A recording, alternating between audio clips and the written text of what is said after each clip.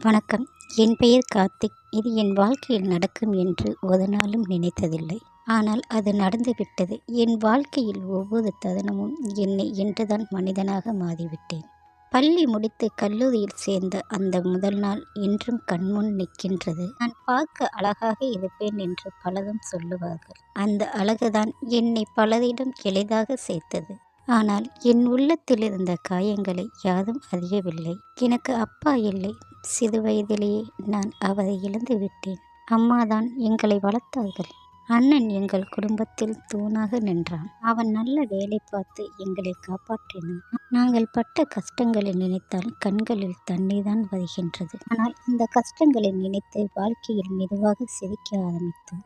கல்லூரி வாழ்க்கை எனக்கு ஒரு புதிய உலகம் போல் இருந்தது.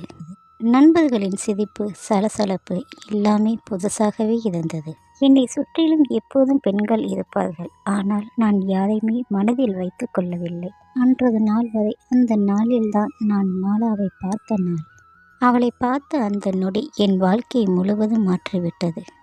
அவள் கண்கள், அவள் சிரிப்பு, அவள் நடத்தை எல்லாமே என்னை கவர்ந்தது. நான் பார்த்த எத்தனையோ அழகை விட அவள் தனியாக அழகுடன் இருந்தாள். அந்த நாள் முதல் என் கண்கள் அவளை மட்டுமே தேட ஆரம்பித்தது. சில நாட்கள் மட்டுமே அவளை நான் தொலைவிலிருந்து பார்த்து கொண்டிருந்தேன். பின்பு தைரியம் கொண்டு அவளிடம் என் காதலை சொன்னேன். அவள் முதலில் சற்று தயங்கினாள். என்னை புரிந்து கொள்ள முயற்சித்தாள்.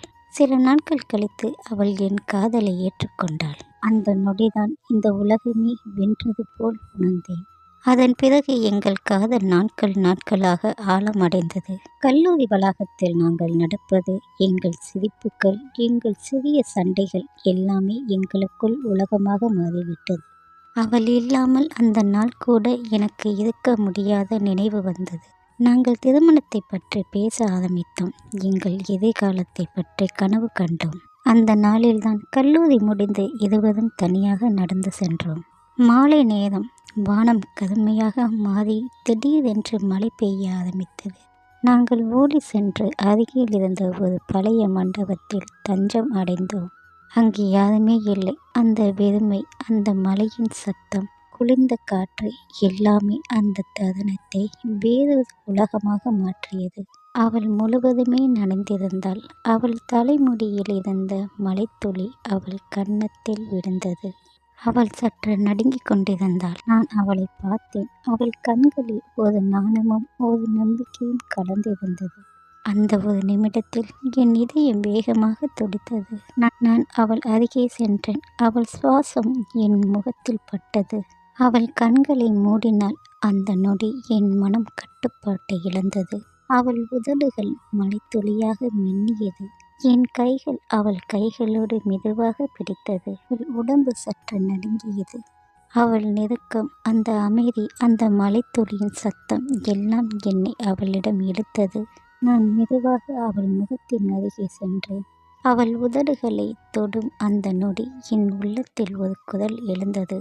வளர்ந்த விதம், என் அம்மா எனக்கு கற்றுக் கொடுத்த மதிப்பு, ஒரு பெண்ணை திருமணத்துக்கு பிறகுதான் தொட வேண்டும் என்ற எண்ணம் என்னை தடுத்த அந்த நொடி நான் பின்வாங்கினேன். அவள் கண்களை திறந்து என்னை பார்த்தாள். நான் சிரிக்க முயற்சித்தேன். ஆனால் என் உள்ளம் குலைந்தது. மழை நின்றதும் இருவரும் எதுவும் பேசாமல் பிரிந்தோம். அந்த மண்டபத்தில் நடந்த அந்த நிமிடங்கள் என் மனதில் என்றும் அழியாமல் பாதுகாத்து விட்டேன். கல்லூரி முடிந்ததும் நான் அவளை திருமணம் செய்ய முடிவு செய்து வீட்டுக்கு சென்றேன். அனைவரும் சம்மதித்தார்கள். என் மனம் மகிழ்ச்சியில் கிடந்தது. ஆனால் விதி வேறொரு திட்டத்தை வைத்தது. அவர் அப்பாவிற்கு திடீரென்று டிரான்ஸ்ஃபர் மாற்றம் வந்ததால் அவர்கள் குடும்பம் அந்த இரவிலேயே வேறொரு மாநிலத்துக்கு சென்று விட்டார்கள். எனக்கு ஒரு வார்த்தை கூட சொல்லாமல் அவள் போய்விட்டாள். அந்த செய்தி என் இதயத்தை நொறுங்கியது. நான் பேச முடியாமல் அழுதேன். அவள் இப்படி செய்தால் என்ன தவறு செய்தேன் என்ற கேள்விகள் என்னை தினமும் வாட்டியது. சில நாட்கள் நான் உயிரோடு இருந்தாலும் உயிரற்றவனாக இருந்தேன். அம்மாதான் என்னை சமாதானம் செய்தார்கள். வாழ்க்கையை முன்னேற்றி செல்ல வேண்டும் என்று சொன்னார். அண்ணனின் மூலம் நான் வெளிநாட்டு வேலைக்கு சென்றேன். இங்கு 3 வருடங்கள் நான் வேலை பார்த்தேன். ஆனால் என் மனம் ஒரு நாளும் அமைதியாக இருக்கவில்லை. மாலாவின் நினைவுகள் தினமும் என்னை துரத்தியது. அண்ணனின் திருமணத்துக்கு வர முடியவில்லை. வேலையின் காரணமாக விடுமுறை கிடைக்கவில்லை. 1 வருடம் கழித்துதான் நான் வீட்டுக்கு வந்தேன். அம்மா உடல்நிலை மிகவும் மோசமாக இருந்தது. அன்னிதான் என்னை தாய்மையுடன் பார்த்து கொண்டார்கள். அந்த சில நாட்களில் அம்மா என்னை திருமணம் பார்க்க வேண்டும் என்று ஆசைப்பட்டார்கள். அப்பாவின் நண்பனின் மகளை தான் எனக்கு கல்யாணம் செய்து வைக்க வேண்டும் என்று முடிவு செய்தார்கள். என் மனதில் எவ்வளவோ எதிர்ப்புகள் இருந்தாலும் அம்மாவின் ஆசைக்கு சம்மதித்தேன். என் மனைவியின் பெயர் உஷா. திருமணமும் மிகவும் கோலாகலமாக நடந்தது. முதல் சில மாதங்கள் அமைதியாக சென்றது. என் வாழ்க்கை மெதுவாக சரியாகிவிட்டது என்றுதான் நினைத்தேன். ஆனால் காலங்கள் செல்ல செல்ல உஷாவின் நடத்தை மாற ஆரம்பித்தது. அவள் அதிகமாக செலவு செய்தால், அடிக்கடி வெளியே சென்றாள்.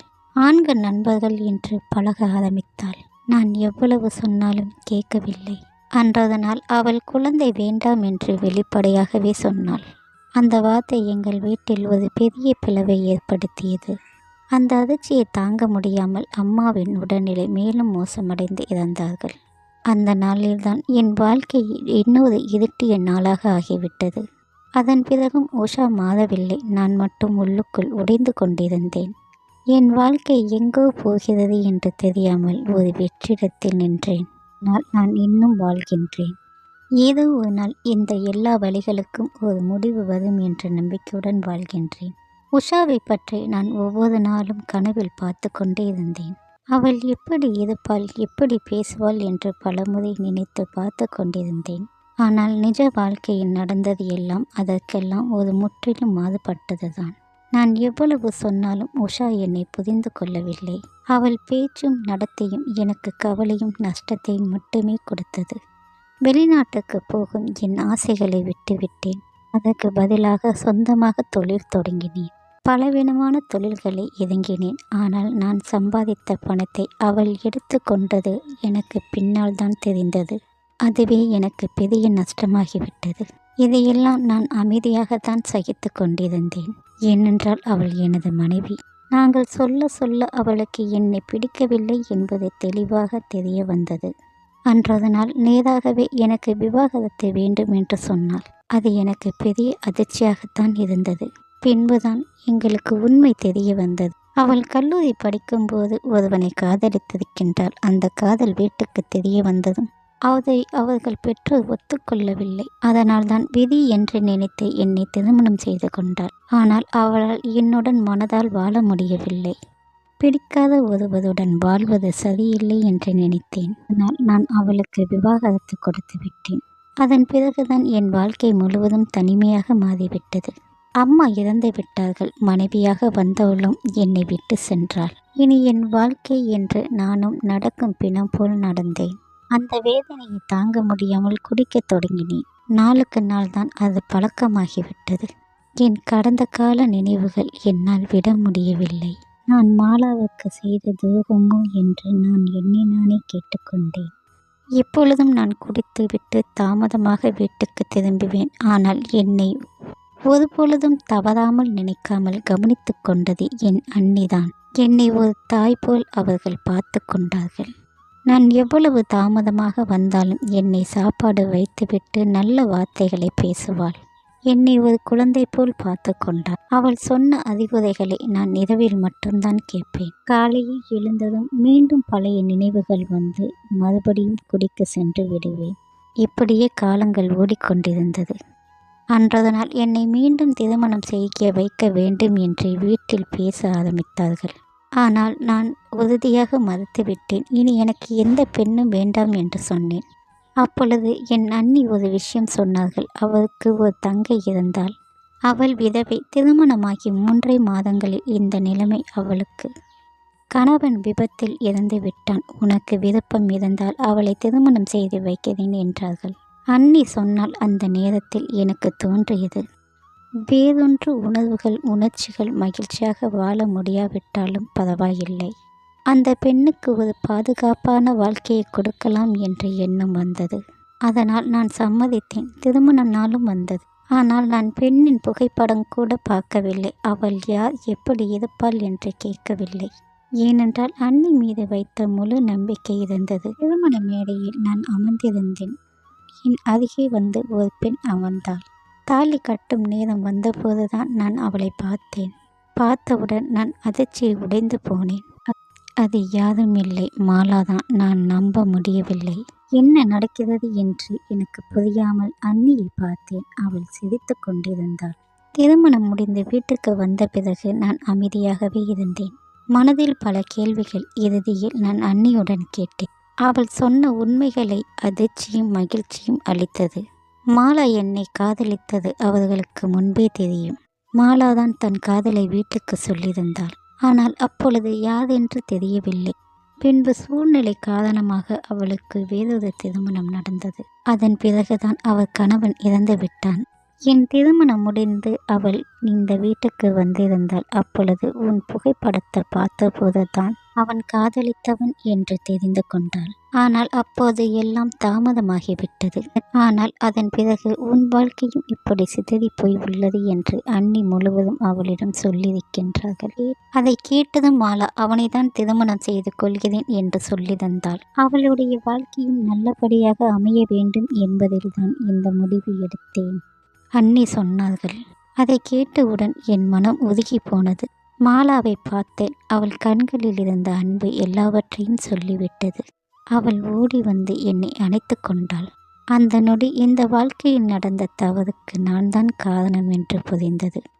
இப்பொழுது என் மனைவி மாலாவுடன் மிக சந்தோஷமாக வாழ்கின்றேன். இந்த வாழ்க்கையை எனக்கு திருப்பி கொடுத்தது என் அண்ணிதான். அவள் எனக்கு அண்ணி மட்டுமல்ல, அவள் ஒரு தாயாகத்தான்.